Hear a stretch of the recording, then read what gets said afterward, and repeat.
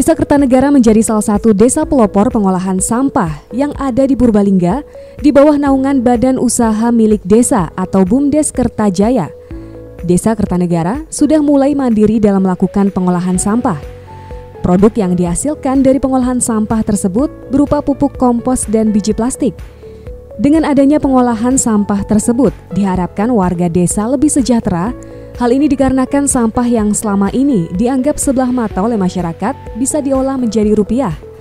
Ini merupakan salah satu potensi desa yang dimiliki oleh Desa Kertanegara dan kedepannya pengolahan sampah ini mampu memajukan perekonomian desa dan mendongkrak pendapatan asli desa. Pengelolaan sampah nih Pak, ini seperti apa? Pengelolaan sampah itu kan simpel aset yang secara sumber daya alam yang namanya persawahan ya cuman ini. Jumlah penduduk jelas tidak memungkinkan. Ini sebenarnya bisa dibilang satu potensi pasar baru sebenarnya. Dan kita sudah pasti paham bahwa ketika ini diurusin itu banyak efek yang bagus. Lingkungannya jadi bersih. Itu kan sudah pasti. Pelayanan nah, prinsip sampah itu kan semua orang memproduksi sampah. Tetapi tidak satu pun yang mau ketempatan sampah. Betul nggak? Iya betul. Taruh kita buang sampah, kita produksi sampah, kemudian dibuang di depan rumah kita atau di kebun kita, kan kita tidak boleh tercemar. Nah ini kan sudah jadi permasalahan yang akut. Jadi ketika Pemdes turun dengan BUMDesnya, ya mudah-mudahan ini jadi solusi. Karena secara sederhananya dari sampah itu komposnya ya juga bisa jadi uang. Kemudian limbah-limbah kayak logam-logam sudah positif, itu ke lapak-lapak saja sudah selesai.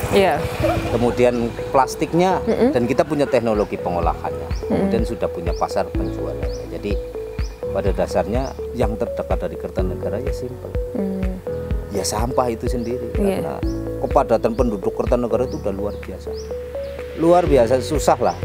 Saya sendiri itu sampai berpikir dulu, apa saya punya tempat untuk bangun rumah? Kan seperti karena itu. Saking padatnya penduduk yang ada di sini ya Pak?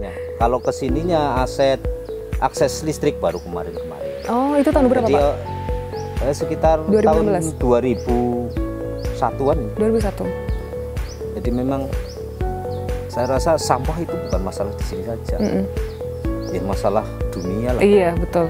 Jadi kalau ini kita jadikan observasi, kemudian jadikan satu ilmu pengetahuan tata cara pengelolaan, saya rasa itu bisa bagus lah.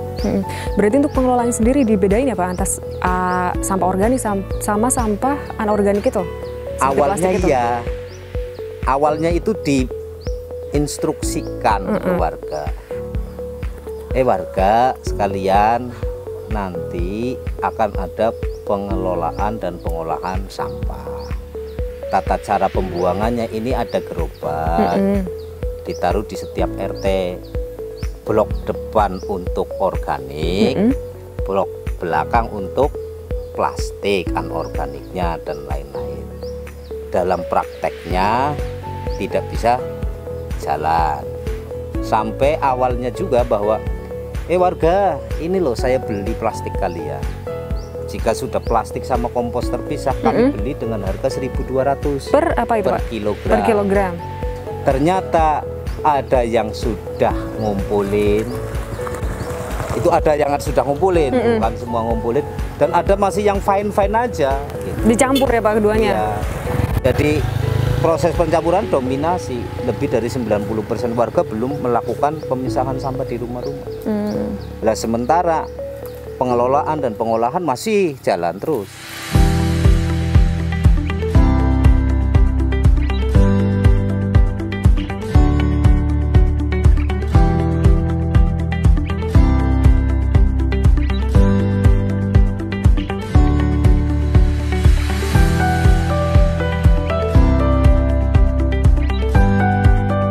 Mau nggak mau awalnya ketika ini berjalan, plastiknya dipisahkan kan mudah, memakan kos yang besar.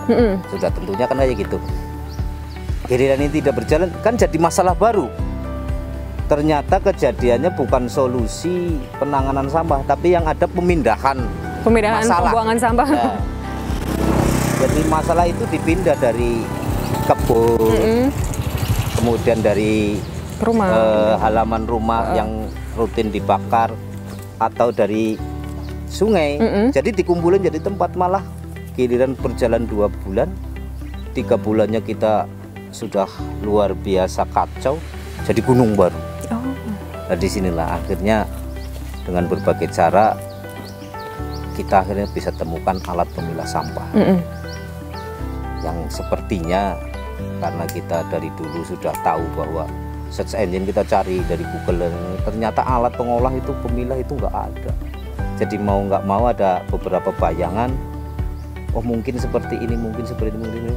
Dari beberapa puluh kali uji coba, akhirnya kita ketemu alat yang sudah, saya bilang sih keren lah.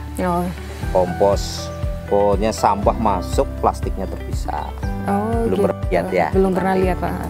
Nah nanti di terpisah, akhirnya bahan baku yang di bawahnya kompos, nanti keluarnya plastik yang masih tercampur lah. Kemudian plastik itu sudah dipisah-pisah, keluar dipisah-pisahin lagi sesuai dengan kebutuhan. Saya rasa itulah untuk komposnya. Lalu untuk pengelolanya sendiri sudah berapa orang nih Pak di mana yang tempat plastik itu? Kalau di pengelolaan sampah itu orang 16 orang. 16 orang. Sekarang ada efisiensi, jadi satu harinya kita terapkan 7 orang. Itu untuk beberapa bidang atau mungkin tugas mereka masing-masing apa aja nih Pak? Satu ada yang ngambil dari masing-masing RT. Kemudian ada yang maksudnya yang ngambil dari RT itu diangkut pakai sepeda, pakai motor roda 3, sepeda motor.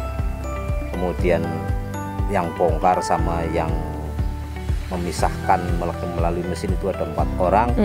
Yang sisanya itu ngayak kompos, untuk bikin ngayak kompos, dijadikan kompos yang sudah jadi, di-pack, kemudian diangkut ke gudang itu ada. Jadi yang di bagian pemisahan sampah itulah yang paling banyak. Pemisahan plastik.